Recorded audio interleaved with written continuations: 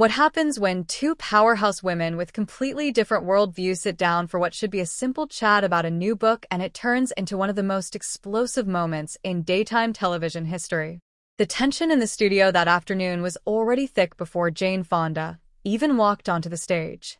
Kelly Clarkson, ever the professional, smiled wide as she introduced her guest. But those who know Kelly well could see something was different.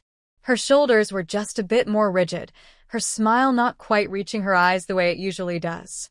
Jane walked out in a tailored blazer, her trademark confidence radiating with every step. The audience applauded, and she settled into the guest chair with the ease of someone who had done this 1,000 times before. But before we get into what went down, make sure you subscribe and drop a comment below telling us whose side you are on in this whole situation. Kelly started off friendly enough holding up Jane's new memoir. So Jane, your book has been making waves. You talk a lot about activism, about speaking truth to power. That's always been your brand, right? Jane's eyes narrowed slightly at the word brand. I wouldn't call fighting for what's right a brand, Kelly. It's who I am. It's what I've dedicated my life to.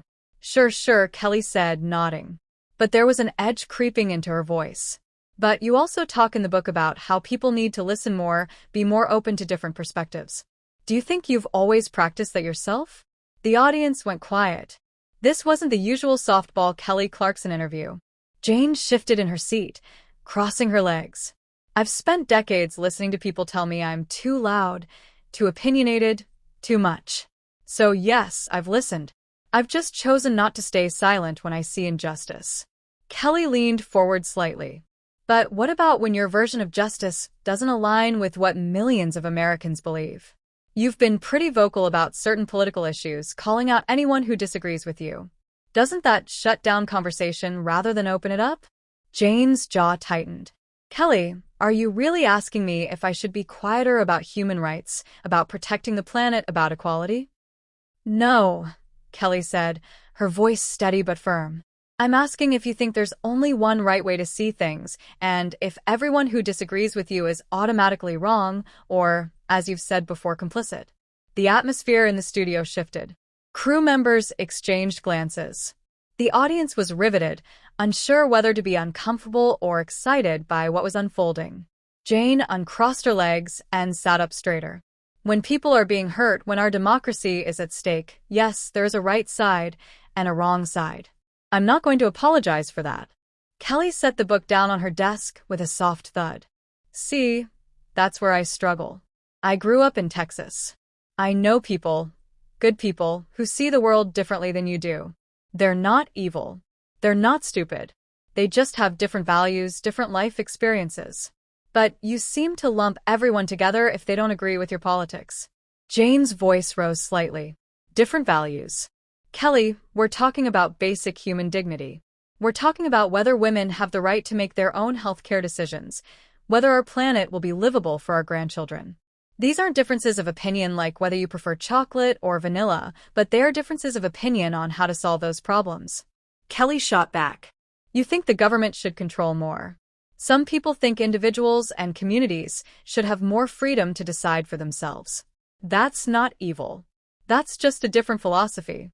Jane laughed, but it wasn't warm. Freedom? You mean the freedom for corporations to poison our water? The freedom for people to discriminate? That's not freedom, Kelly. That's chaos disguised as liberty. Kelly's face flushed slightly. That's exactly what I'm talking about. You just took what I said and twisted it into the worst possible interpretation. I didn't say any of that, but you can't help yourself. Everyone who doesn't see it your way is either corrupt or ignorant in your eyes. Maybe because I've been doing this for 50 years, and I've seen what happens when people are too polite to call out what's really going on, Jane said, her voice sharp. I've been arrested protesting wars that killed millions. I've fought for women's rights when it wasn't popular. I've put my reputation on the line over and over. What have you done besides sing songs and smile for the camera? The audience gasped. Kelly's face went from flushed to pale. The band members behind them looked at each other in shock. Even the cameraman seemed to freeze for a moment. Kelly took a deep breath, her hands gripping the edge of her desk. When she spoke again, her voice was lower but vibrating with controlled anger. What have I done? I've used my platform to help kids in schools who don't have books. I've given millions to communities hit by disasters. I've created a talk show where I try to make people feel seen and heard, not judged and lectured to. And you know what? I've done it without making half the country feel like they're worthless for having different opinions. Jane actually stood up from her chair during the interview. If you're more concerned about people's feelings than their lives, then you're part of the problem. Kelly stood up, too. If you're so convinced of your own righteousness that you can't see the humanity in people who disagree with you, then maybe you're not the hero you think you are. They stood there face to face across the dusk, the studio silent except for the hum of the lights and cameras. Jane's publicist, standing off to the side, took a step forward, but Jane held up a hand to stop her. Kelly's producer was frantically gesturing from the control booth, but Kelly didn't look away from Jane. "You invited me here to promote my book," Jane said, her voice icy. "But what you really wanted was to take me down a peg, because you can't stand that some of us refuse to play nice with injustice." "No," Kelly said, her voice shaking slightly, but not backing down. "I invited you here because I thought we could have a real conversation, but you can't. You're so used to being surrounded by people who agree with you that you've forgotten how to actually talk to someone without condescension." Jane grabbed her book off the desk. "I don't need this." "Then maybe you should leave," Kelly said quietly. The words hung in the air. No one moved. Jane looked at Kelly, then at the audience, then back at Kelly. For just a moment, something flickered across Jane's face. Uncertainty maybe, or surprise that Kelly had actually said it. But then her expression hardened again. "You know what?" Jane said, still standing, still holding her book. "I've been kicked out of better places than this for telling the truth. But I never thought I'd be silenced by someone who built her career on being relatable and real." Kelly's eyes flashed. "Silenced? You've been talking nonstop since you sat down. The problem is you're not actually communicating, you're lecturing. There's a difference. Maybe people need to be lectured," Jane fired back. "Maybe people have gotten so comfortable in their bubbles that they need someone to shake them awake. The world is burning, Kelly. Literally burning. And you want me to what? Be nicer about it. I want you to treat people like human beings instead of obstacles to your agenda," Kelly said, her voice rising again. "You talk about empathy and justice, but you have zero empathy for anyone who sees things differently than you do."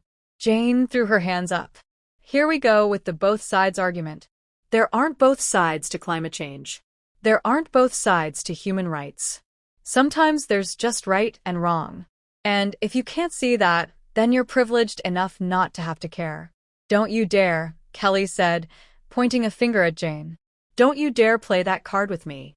I grew up poor. I know what struggle looks like.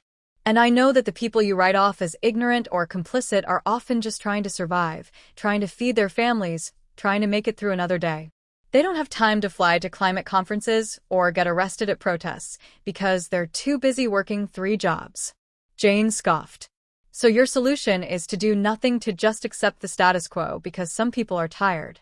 "My solution is to meet people where they are," Kelly said, her voice cracking slightly with emotion. "To show them that change doesn't mean they're wrong or bad. To build bridges instead of burning them. But that's not dramatic enough for you, is it? You need the fight. You need the conflict. It's what keeps you relevant." The audience murmured at that. Jane's face went red. "Relevant? You think I do this to stay relevant? I was relevant when you were still in diapers. I was fighting battles that paved the way for women like you to have the careers you have. And this is the thanks I get, being told I'm too loud, too angry, too much by someone who wouldn't even have a platform if women like me hadn't fought for it." Kelly shook her head slowly. "You're right. Women before me fought hard. My mom fought hard. My teachers fought hard. And you know what they taught me? That strength doesn't mean bulldozing everyone who disagrees with you. That real change happens through connection, not condemnation." "Connection," Jane repeated mockingly. "You want to connect with people who vote to take away rights, who deny science, who support policies that hurt the most vulnerable among us. How do you connect with that?" "By remembering their people," Kelly said simply. "By remembering that most of them aren't evil masterminds sitting around trying to destroy the world. They're scared. They're confused.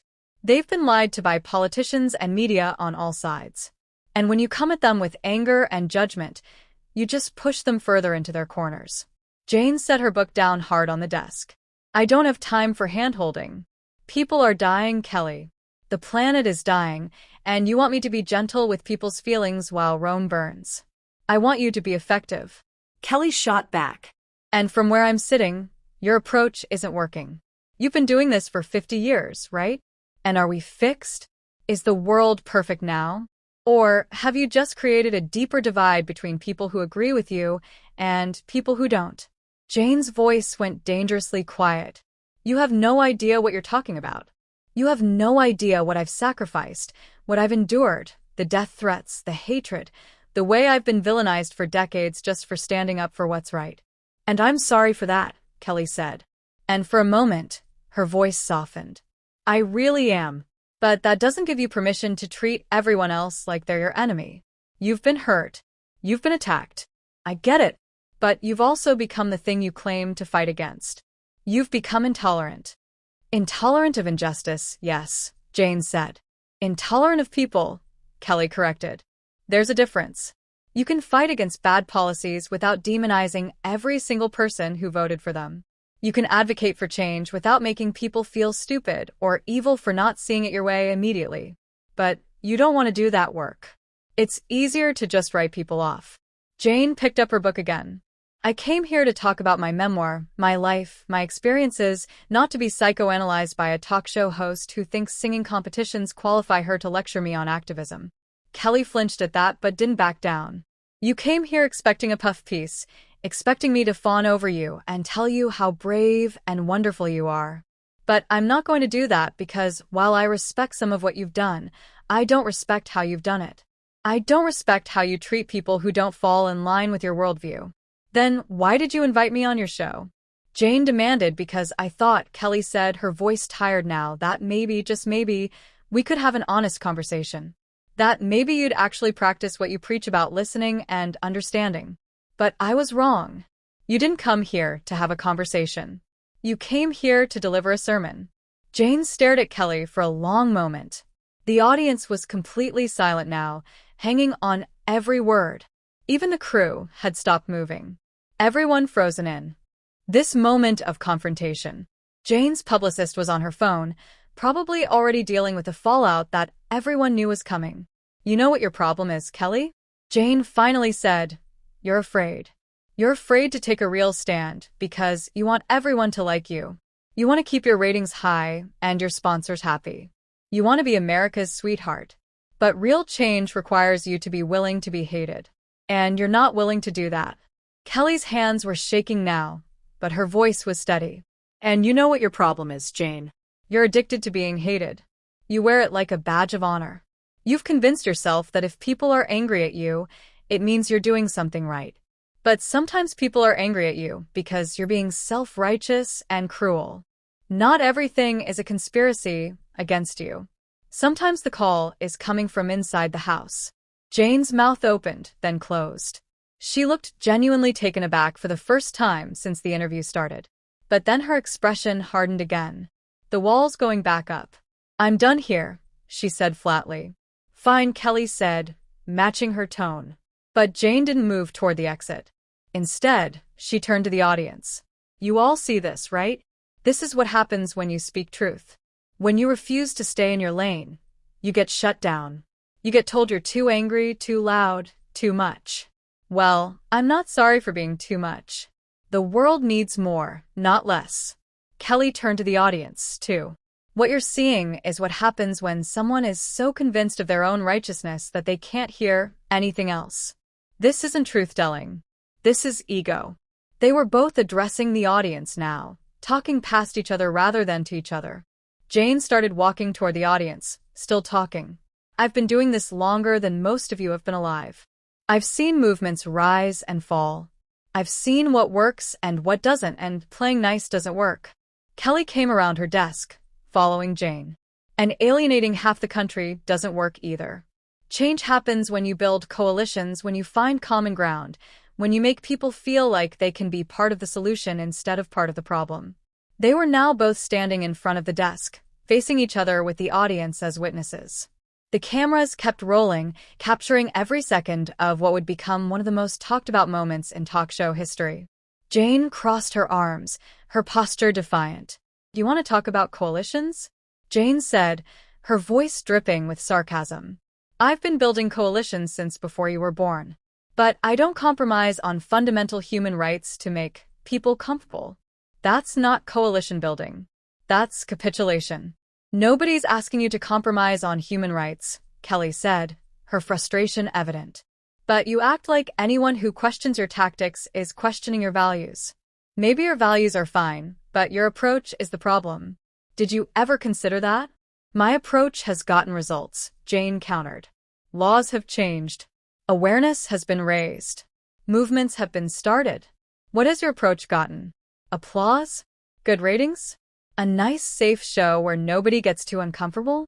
Kelly's face flushed again. "My approach has helped real people. I've connected with communities you probably don't even know exist because you're too busy being famous for being controversial. I've raised money. I've amplified voices. I've made people feel less alone. And I've done it without making them feel like garbage for not being woke enough or activist enough or whatever measurement you're using today." "Feel less alone," Jane repeated, shaking her head. "That's beautiful, Kelly. Really? But while you're making people feel good, the world is falling apart.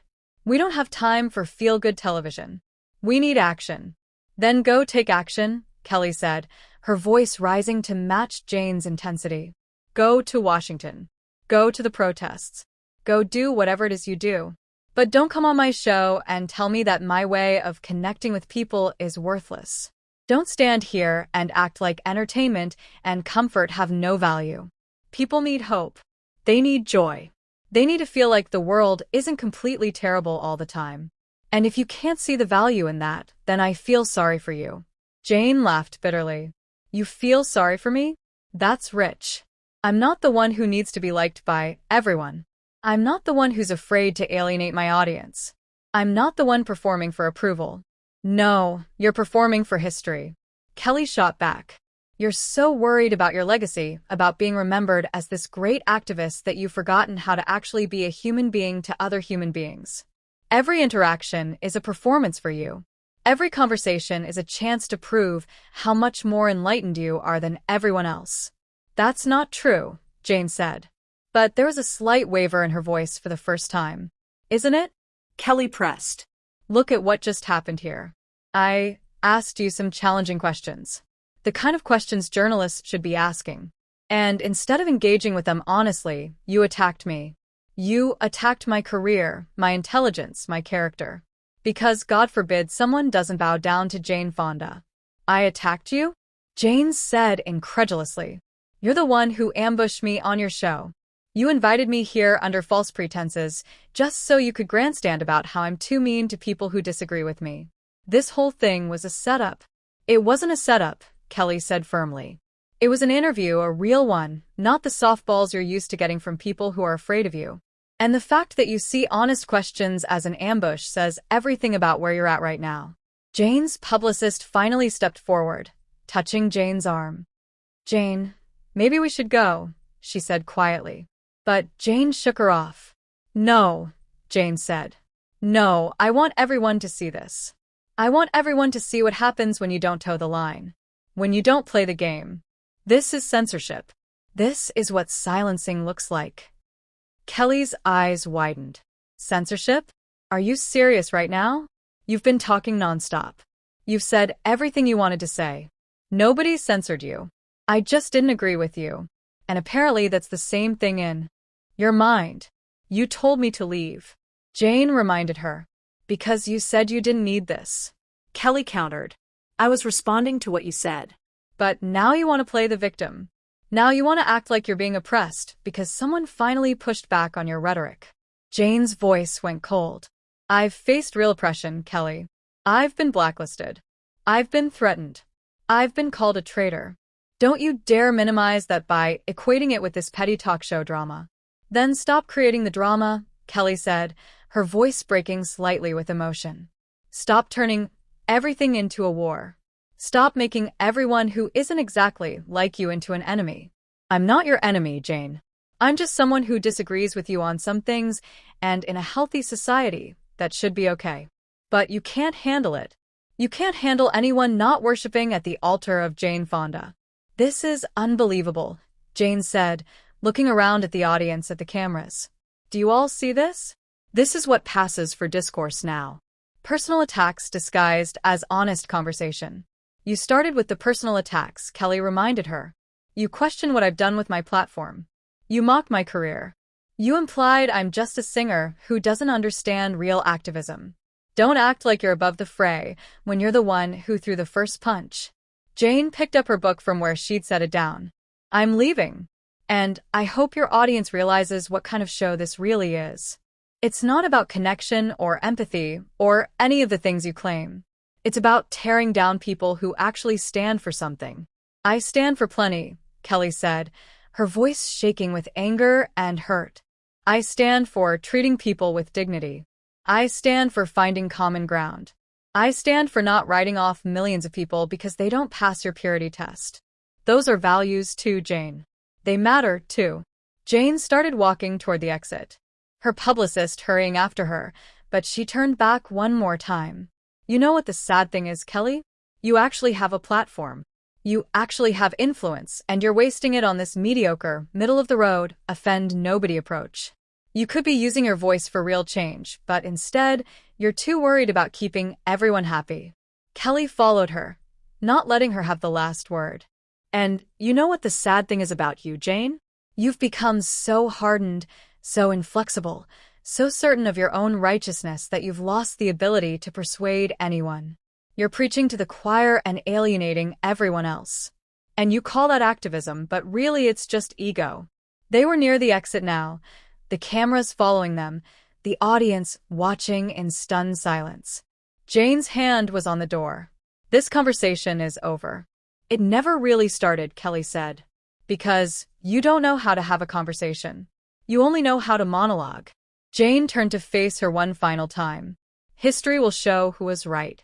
History will show that we both cared, Kelly said, her voice softer now, but still firm. We just had different ideas about how to make things better. And that could have been a productive conversation. But you couldn't get past your own defensiveness long enough to have it. Defensiveness. Jane's voice rose again. I'm not defensive. I'm protective of the movements I've been part of the values I hold, of the people who are counting on voices like mine. Those people would be better served by someone who knows how to build bridges instead of burning them. Kelly said, but I guess we'll never know because you're leaving again. Because that's what you do when you can't control the narrative. Jane opened the door. Goodbye, Kelly. I hope someday you find the courage to actually stand for something that might cost you something. I already have, Kelly said to Jane's back as she walked out. I just stood up to you. The door closed. The studio was silent for several long seconds. Kelly stood there, her chest heaving, clearly trying to process what had just happened. The audience didn't know whether to applaud or sit in shocked silence. Most chose silence. Kelly slowly walked back to her desk, running her hand through her hair. She looked at the camera, her eyes slightly red. Well, she said, her voice, that happened. I don't even know what to say right now. That was not how I expected this interview to go. I had questions, real questions, about some of the things in her book, things that I think are worth discussing, but it became something else entirely. Kelly sat down at her desk, taking a shaky breath. Look, I respect Jane Fonda's legacy. I respect what she's done for activism and for women. But I also think it's important to be able to have difficult conversations without them turning into battles. And I tried. I really tried to engage with her ideas, but every question became an attack in her mind. Every disagreement became a betrayal. She paused, collecting herself. I know some of you will think I was too hard on her. Some of you will think I wasn't hard enough. And that's okay. That's the point, actually. We're allowed to disagree. We're allowed to see things differently, and we should be able to talk about those differences without it ending in someone storming off the set. Kelly looked directly into the camera. So, here's what I want you to take away from this. Talk to people who think differently than you do. Really talk to them. Listen to them. You don't have to agree with them, but try to understand where they're coming from. Because if we can't do that, if every disagreement turns into a war, then we're lost. We're really lost. She took another breath. Anyway, I need a minute. We're going to take a break. And when we come back, I have no idea what we're doing because my whole show just went off the rails, but we'll figure it out. We always do. As the show cut to commercial, Kelly put her head in her hands.